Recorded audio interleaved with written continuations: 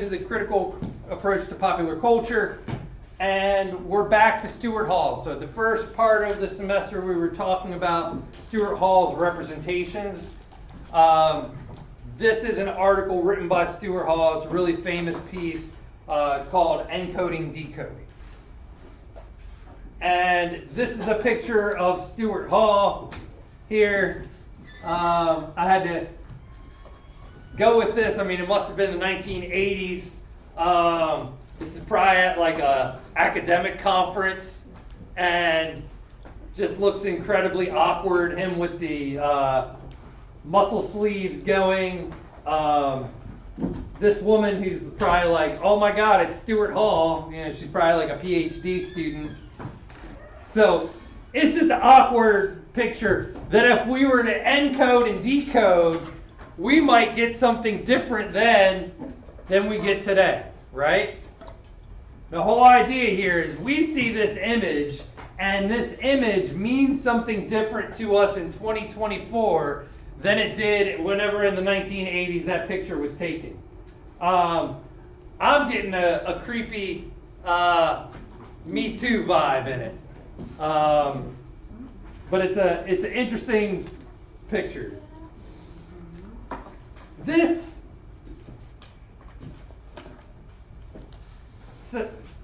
chapter, we'll come back to the first screen, is all about semiotics. And if you remember when we discussed semiotics earlier, semiotics is the study of signs. And getting into the critical approach to popular culture, we're critical thinking. And what is critical thinking? Thinking against power. Thinking against power. So part of doing critical thinking is to look at everything and question, even when it's, or especially when it's uncomfortable. We have to go against the way we think about things to be able to come up with new thoughts, ideas, and explore systems that are more equitable to everyone. So things are never what they seem. Everything has dimensions upon dimensions, explanation upon explanation. And I assign encoding decoding to you to begin to critically evaluate everything. And that brings us back to the good old circuit of culture. And the circuit of culture, if you remember, you have these different areas where social phenomena are happening. They're all interconnected, and while there's a dominant way to go through this circuit, there's also the ever-crossing paths that go along with it. So as we've been talking about, when something is produced, yes, it gets consumed afterwards, but the producers are also thinking about how regulation comes into play, representations. So all these things are active all at once. So the thing about this cultural circuit is that it includes relations of people and things.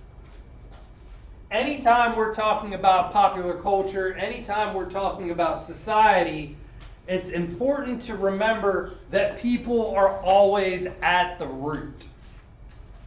When we briefly talked about the Sony Walkman one class, the Sony Walkman is interesting not as a piece of technology, but as a piece of technology that people create, people use, and at every instance it gets reevaluated and rethought about the way people use it.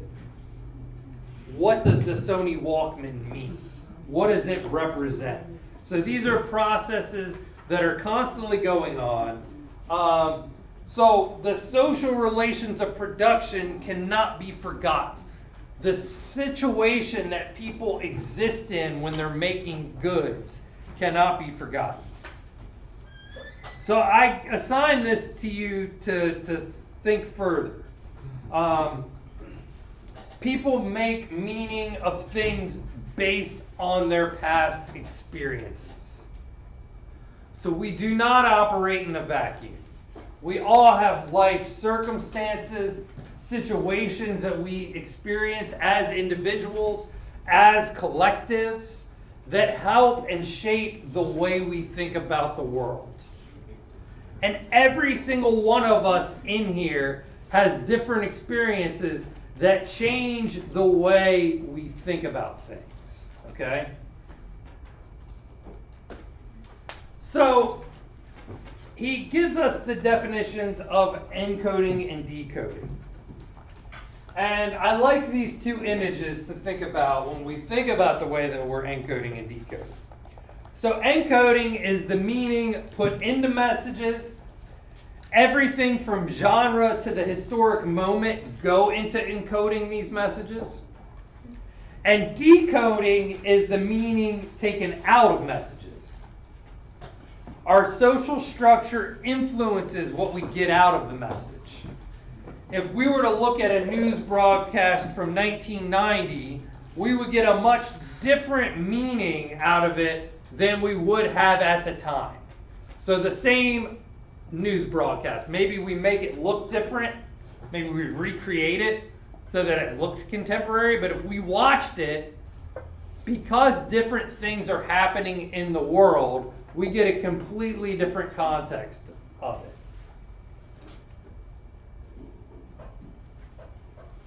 And I also want you to think here about what it means to encode and decode. Over here, excuse me, I have kind of a writer's room in a conference room. They're sitting at the conference table. They're discussing how to write things. If any of you have seen 30 Rock, which if you haven't, I recommend watching some of the episodes. They're funny. They give you a really good idea of what it means to work in a television writer's room. And so you get these people and they're throwing ideas at each other. They're trying to make a message to come out the other end. Now, I purposely selected this image. There is some diversity in that image. You have men and women. There's at least 2 African Americans. Looks like everybody else might be white in the room. I mean, it's kind of hard to tell. But these are important dimensions when it goes to encoding. If you have a room full of white men thinking that a particular joke is funny, it's probably not. I was actually watching Hacks last night. Have any of you seen the TV show Hacks? Yeah? And I'm on season 3. Spoiler alerts ahead. But the character played by Jean Smart, it's not a big spoiler alert. She's hanging out with these old comedians. They're all men. I think 2 or 3 are white and 1's African American, but they're all men. And one of them, she was so excited. She was like thinking the younger her, she's 70 years old. She's like, man, I would have killed to be in that room. So she's excited. They're all getting a colonoscopy together. And she's excited. They're drinking martinis. Now, to me, that's the strangest thing. I don't know how you wake up and get excited about a colonoscopy. I think the day you had men start having to get them when they're like 50 or something. I'm dreading that. I do not want a colonoscopy. But they're like having a colonoscopy party. And she's excited. But then they start talking about bisexuality. And they start making these jokes, and they're like, they're being jerks, right? They're being a bunch of old men. And the writer that she works with is bisexual, and they're making just terrible jokes that are like, they need to pick one, right? And it's very cringe. And she has this realization, and she's like, oh man, I gotta leave them. Why did I ever think it was cool to hang out with them? So she leaves. She doesn't end up getting her colonoscopy, and she's really depressed about that, even though she had just had one. It's a weird episode. And now, looking at all of you being bored by it. You're like, I don't want to watch Hacks. That sounds terrible. Watch it, y'all. It's way funnier than me. So the point is when you don't have diverse people in the writer's room, then your encoded message can get really screwed up. And when people on the other end, so I specifically chose what looks like an African American family sitting there watching a blank green screen, right? Like you can imagine what's being watched here. But does what they come up with end up being the message that they consume over here? Probably not, right? There's always room in the seams to take out a different meaning than gets placed into it, even when people are very intentional, okay? And that's what the whole encoding decoding is important. And what this does is it reverses, you don't have to worry yourself too much about this. This is the discourse that he's intervening in, and this is the old paradigm of media messages. Basically, you've got the frameworks of knowledge, the relations of productions, and the technical infrastructure that goes into making a meaning.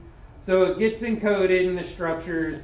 The programming becomes meaningful discourse. It gets decoded under a particular set of meaning structures, and the frameworks of knowledge, relations of production, and intentional infrastructure impacts how people read. So that's the conventional way. What this means, to come back to connotation and denotation, is, right, we get the idea of connotation. We generally think of connotation as subjective, that it has an associative meaning.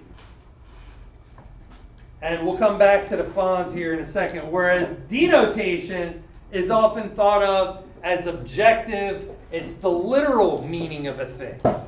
So, what am I representing on both of these pictures? They both represent the same word. Cool. Cool. Right? Over here, the denotation is that the temperature is low. It's cool out.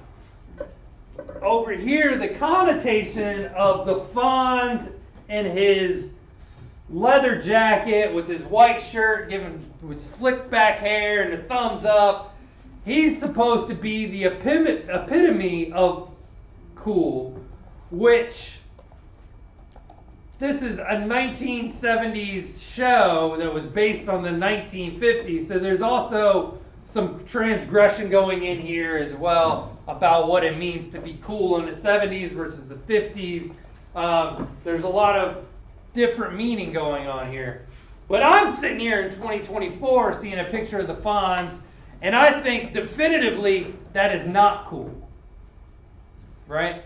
And I'm guessing that what I think is cool is entirely different from what y'all think is cool. Right? And for my parents, probably watched this and thought the Fonz was cool. Notice, though, that we end up with these very different meanings. But I also want to say, right, everything has a mixture of both connotation and denotation. When I look at the denotation, today, my God, this summer in Texas does not want to end, right? We cannot get away from it. It is October 8th. And whew, it's only going to be a high in the high 80s today. But if you look at the forecast, it's around 90 degrees for like the next 2 weeks still. This is miserable. But today it's not supposed to break 90, so then what does that tell us? It'll be a warm day.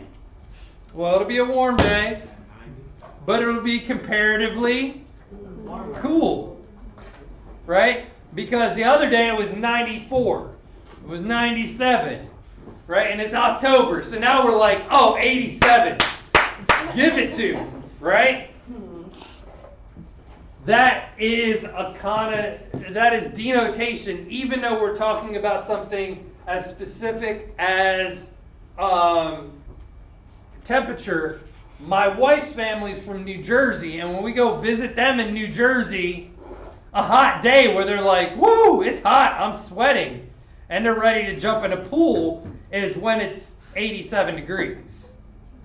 Which by the end of summer, when it's 87 degrees, I'm very definitively not getting in a pool because I'm used to it being 105, and I go, that's a little chilly for me to get into a pool. Whereas if you're in a different place, 87 feels entirely different, right? And my whole point here is it depends on perspective. And so even something that we think is denotative is actually still connotative. So everything is a mixture of both. Here we also have to think, and I don't think I have a slide for that, the term bias. I hate the term bias. I think it's a bad word because things only seem biased when we think that a word has a strong connotation. But everything has a connotation. So we only observe it as bias when we have a different connotation. Something rubs us wrong when we're like, oh, that's not how I'm used to the things being. But that doesn't mean that the way we believe things to be isn't its own connotation, right? So that brings me here to the word natural. Things that seem natural. And if you remember earlier in the semester, there is no science of meaning that's worth anything. We construct meaning. Language is always moving. It's always evolving. So nothing in language is natural. Rather, we naturalize things using language. When something seems natural, something else is going on. What I call ideology, that we'll talk about more on another day, ideology is at work. And ideology is an upside down picture of reality. So when things seem natural, we also need to recognize they're very much not natural. And Stuart Hall says, quote, they produce apparently natural recognitions. This has the ideological effect of concealing the practices of coding which are present. So if we go back to that picture, these folks in this room are trying to make things seem natural so that when we get the message, it doesn't confront the reality that we supposedly live in.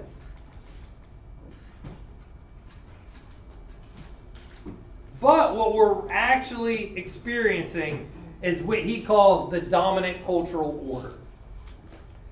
The dominant cultural order is the language that messages tend to get encoded into. But it's also important to remember that it's dominant, not determined. It's dominant, not dominating. There's always room for an alternative encoding and decoding.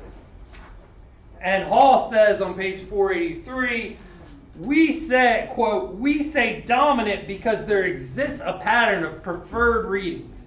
And these both have the institutional, political, ideological order imprinted in them and have themselves become institutionalized. Okay? So the natural reading, the dominant reading, is institutionalized. We think it's natural because it's all we become exposed to. Oh. However, there's three ways to do this. Three positions. There's the dominant hegemonic position, and that operates within the dominant code. You have the negotiated position, which operates within dominant code, but does so by creating exceptions to the rules. And we have oppositional code. And this decodes the message in complete oppositions, and it happens during moments of crises. So here, I have the example of a Rastafarian over here. Rastafari is a oppositional code. The Rastafarian religion is based on creating Afrocentric codes that compete directly with European codes. It's all very intentional. So the dreads that Rastas grow, and see his are great, his beard is awesome.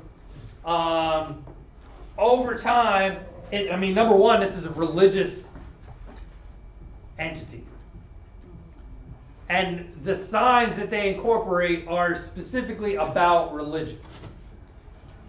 And the dreads are as opposed to what they call bald heads. I happen to be entirely bald, but the European way of cutting hair. So they're very intentional. The language that Rastas use is very intentional. Instead of understanding, they say overstanding, for instance. I could go on and on about the language. That's a whole nother project. But the whole idea here is this is an oppositional code. Rastas originated in Jamaica. One big problem that's always happened in Jamaican culture is the reappropriation of Rastafarians for more nefarious ways of doing things. So what a lot of black Jamaicans end up doing is trying to appear to be Rastafarian, and then they end up taking advantage of tourists. Because they think, oh, I'm dealing with a Rasta. Rastas are hippies, right? And then they end up thinking, oh, I'm going to do this thing, and they get robbed, they get taken for a ride in different ways. So that's more of a negotiated position, right? And here we have black Jamaicans using Rasta symbolism, and maybe not doing it for any nefarious purpose, but for making those kind of connections, okay? Then you get the Halloween blue-eyed white woman with turning the Rastafarian style into purely style without any political aspect to this, without any religious aspect to it. It becomes completely vapid and mocking, right? White people, really nobody, if you're not a Rasta, don't go dressing as a Rasta for Halloween. Not a good idea. And this has become dominantly coded in the United States as cultural appropriation, right? So we can think about different instances where this comes up. And my favorite example of this is the show Modern Family. Now, Modern Family aims to be a very progressive ideal about family, okay? And we'll bracket the kind of racial sexism that goes into Sofia Vergara's character. We'll kind of bracket that. And they had a vision, okay? And in the 2012 election, man, that was 12 years ago. This reference is bad at this point for multiple reasons. But there was a joke so in the 2012 election, Barack Obama was president. He was running against Mitt Romney, who's now a senator from Utah. He had been the governor of Massachusetts. They came along, and as interviewers are prone to do, they asked Ann Romney what her favorite television show is. And she said, Modern Family. And the writers from Modern Family had a field day with this, because Mitt Romney and Romney stand for quote-unquote traditional family. And this Modern Family was constructed specifically against that. This is an oppositional code. However, and this will be key in a second, there is no such thing, the traditional family. That itself is an ideological construct that has never existed for most people in America. But we'll bracket that for a second, because the joke was that the creators thought this was hilarious. And the creators said, we would love to have President Mitt Romney preside over Cam and Mitch's gay wedding. Right? Because at that time, gay marriage was illegal in the United States, right? So they were like, yeah, we would love to see that happen. Mitt Romney later, I think 2 years ago, voted in favor of a national gay marriage law, but back in 2012, he was adamantly against gay marriage. He didn't do what the Democrats were doing, which they were doing this whole like, well, marriage is between a man and a woman, I support legal unions. They were doing that whole bullshit.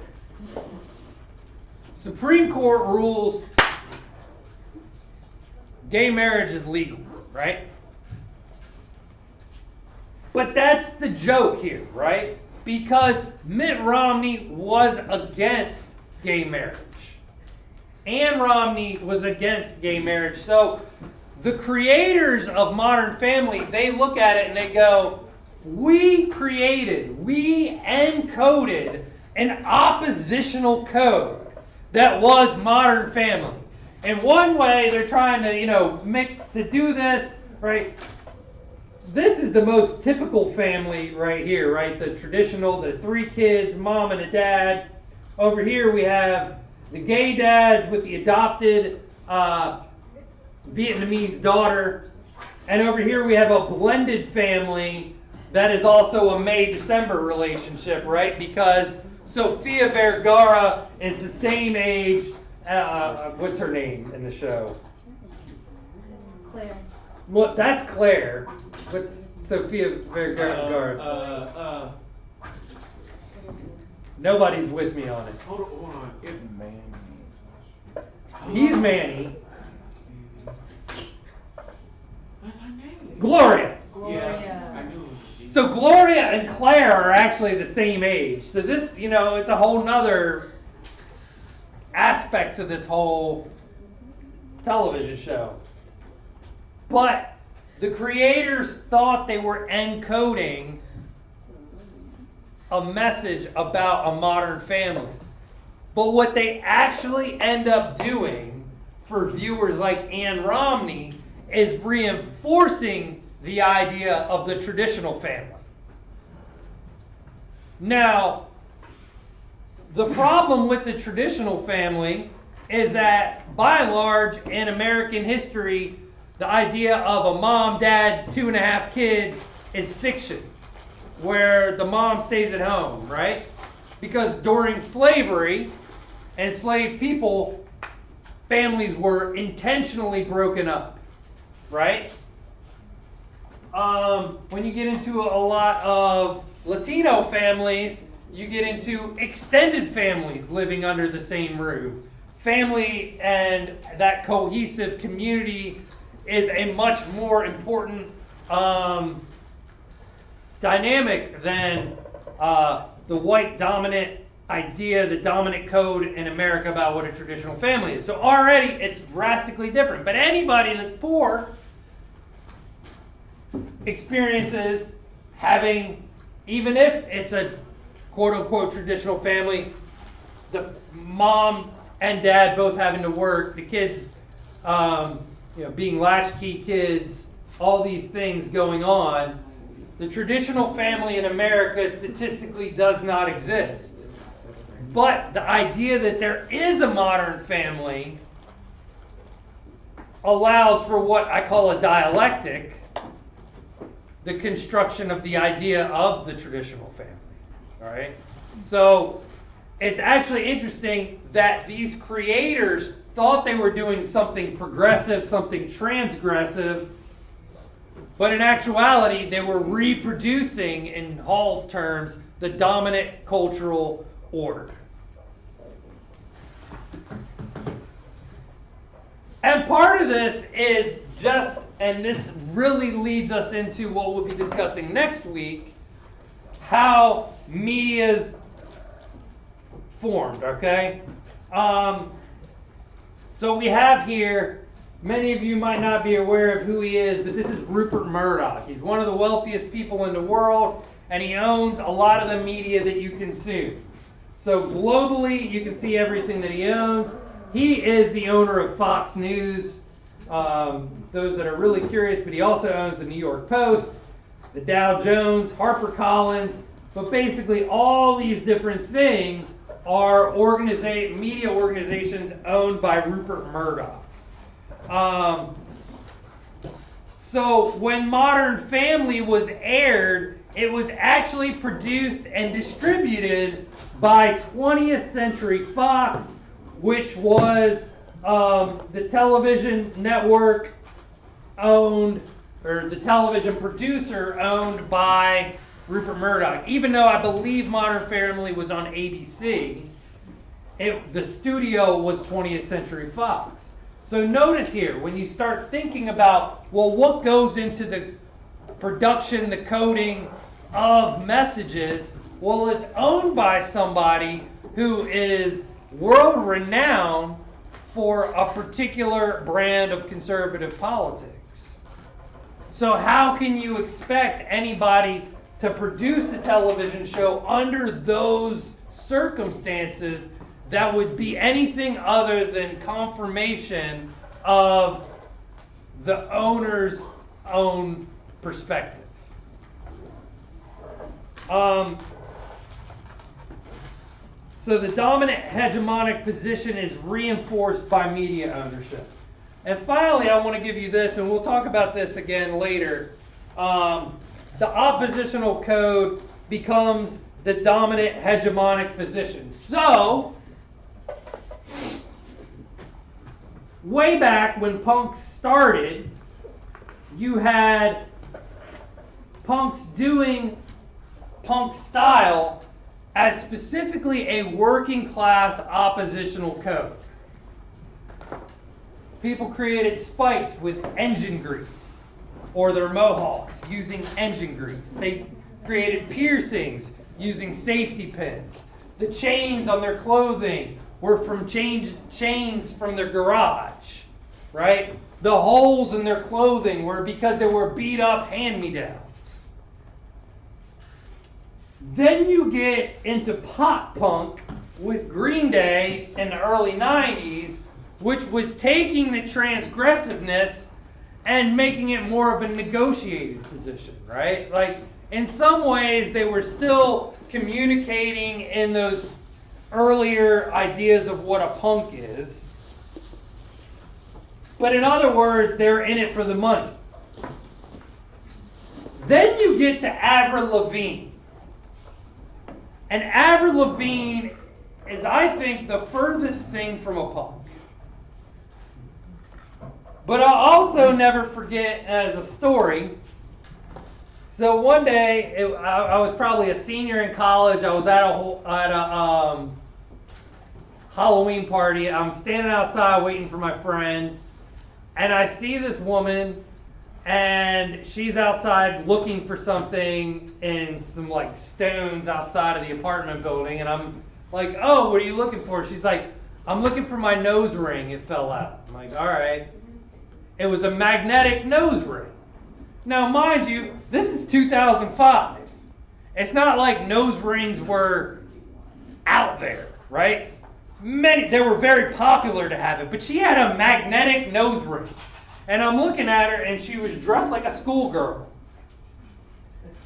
So, because I'm so witty, I go, oh, what's your costume? A schoolgirl? Don't ask me why I said this. And she looked at me and she goes, no, I'm punk. Like Avril Lavigne. And I just burst out laughing. Because that was the most ridiculous thing. She was dressed as a schoolgirl on Halloween. She didn't look like a punk. Furthermore, you don't go as a punk for Halloween the same way you don't go as a Rasta for Halloween, right? Like, that makes no sense. I had a friend that was inside who was an actual punk, right? Like, I didn't get the connotations, but that's how these dominant codes, these negotiated codes, and these transgressive codes, oppositional codes go. All right?